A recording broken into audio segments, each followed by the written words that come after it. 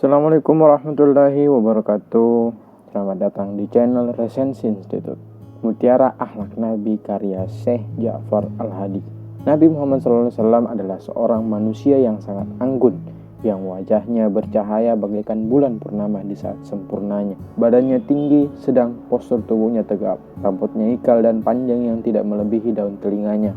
Warna kulitnya terang, dahinya luas, alisnya memanjang halus, bersambung dan indah.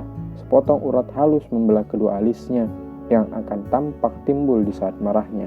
Hidungnya mancung sedikit membengkok, yang di bagian atasnya berkilau cahaya. Janggutnya lebat, pipinya halus, matanya hitam, mulutnya sedang. Giginya putih tersusun rapi, dadanya bidang dan berbulu ringan. Lehernya putih, bersih dan kemerah-merahan. Perutnya rata dengan dadanya. Bila berjalan, jalannya cepat laksana orang yang turun dari atas.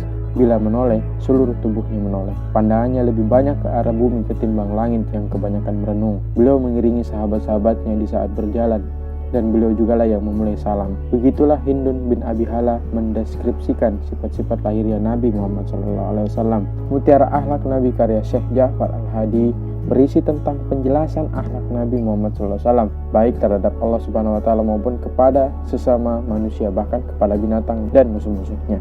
Rasulullah SAW adalah merupakan contoh paripurna ihwal akhlak yang mulia. Bahkan untuk menilai seseorang, kita harus menilai lewat akhlaknya. Seperti kata Rasulullah SAW dalam hadisnya, mukmin yang paling sempurna imannya adalah yang baik akhlaknya. Mengenai definisi akhlak, para ahli berkata, akhlak adalah sifat dan keadaan yang mendarah daging dalam diri, sehingga badan tidak perlu berpikir untuk melakukan perbuatan-perbuatan yang keluar darinya. Oleh karena itu, akhlak termasuk sifat diri yang tetap. Terkadang juga kata akhlak dialamatkan kepada perbuatan-perbuatan tersebut. Sebagai contoh, berkata benar dan berkata dusta disebut sebagai akhlak yang baik dan akhlak yang buruk. Bagaimana manusia bisa sampai kepada akhlak yang baik? Ketika ia sudah mampu untuk mengalahkan nafsu hewaninya dengan cara selalu melakukan hal-hal yang baik dan tercegah dari perbuatan buruk. Begitupun sebaliknya, akan melekat pada diri seseorang sifat akhlak yang buruk ketika ia selalu mengikuti hawa nafsunya dan sering melakukan perbuatan buruk.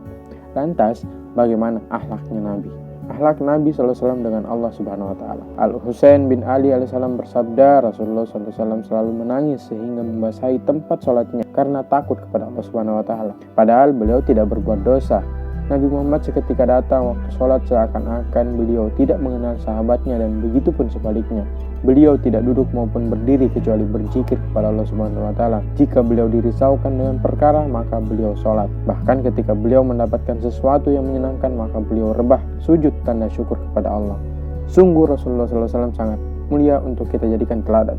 Adab Nabi SAW dengan istri-istrinya. Aisyah berkata, ketika Nabi bersama istri-istrinya, maka beliau adalah orang yang paling lemah lembut dan paling mulia dan banyak tertawa dan senyum. Beliau selalu menyuruh istri-istrinya jika hendak pergi tidur agar mengucapkan tahmid 33 kali, tasbih 33 kali, dan takbir 33 kali. Dan beliau selalu membagi waktunya untuk istri-istrinya dengan adil. Adab Nabi SAW terhadap sahabat-sahabatnya. Nah, Nabi Muhammad SAW adalah sosok yang baik terhadap para sahabatnya. Beliau berhias untuk para sahabatnya lebih daripada untuk istrinya. Jika menjumpai para sahabatnya, beliau tidak bersalaman dengan mereka sampai terlebih dahulu beliau mengucapkan salam kepada beliau. Beliau bergurau dengan maksud menyenangkan orang lain. Beliau memanggil sahabatnya dengan julukan mereka sebagai penghormatan beliau kepada mereka. Beliau selalu bermusyawarah dengan para sahabatnya, dan juga beliau selalu bermusyawarah dengan para sahabatnya. Kemudian yang selanjutnya, adab Nabi SAW terhadap masyarakat umum. Beliau adalah yang paling cepat sholatnya ketika menjadi imam, dan orang yang paling lama sholatnya ketika sendirian. Dan jika sampai kepada beliau harta rampasan, maka beliau membaginya pada hari itu juga. Kemudian beliau juga selalu mengubah nama yang tidak baik. Beliau adalah orang yang sangat penyayang. Tiada seorang pun datang kepadanya kecuali beliau memberi janji dan menepati janjinya apabila beliau memilikinya. Dalam perjalanan beliau menempatkan diri di belakang sehingga dapat membantu orang yang lemah, menuntunnya dan mendoakan mereka. Adab Nabi SAW terhadap kaum duafa. Beliau memohon pembelaan dan pertolongan dengan orang-orang kecil dari kaum muslimin. Beliau mendatangi dan mengunjungi kaum muslimin yang lemah, menjenguk yang sakit dari mereka, dan menghadiri jenazah mereka. Jika beliau makan bersama orang banyak, maka beliau adalah orang yang pertama kali meletakkan tangannya dan orang yang terakhir mengangkat tangannya agar orang-orang dapat makan. Kemudian adalah adab Nabi SAW bersama pembantunya. Di antara yang beliau biasa katakan kepada pembantunya adalah, apakah kamu punya kebutuhan? Kemudian adalah adab Nabi SAW bersama musuhnya. Beliau selalu berbicara dengan orang yang paling jahat, sekalipun dengan menghadapkan wajahnya. dan itu merupakan kebiasaan beliau. Yang terakhir adalah adab Nabi SAW terhadap binatang. Aisyah berkata, beliau menyodorkan mangkuk air untuk kucing lalu kucing itu minum. Nah, inilah tokoh teladan yang harus kita ikuti. Bahkan terhadap musuhnya pun beliau tetap menggunakan akhlak yang baik. Terima kasih. Ada pertanyaan?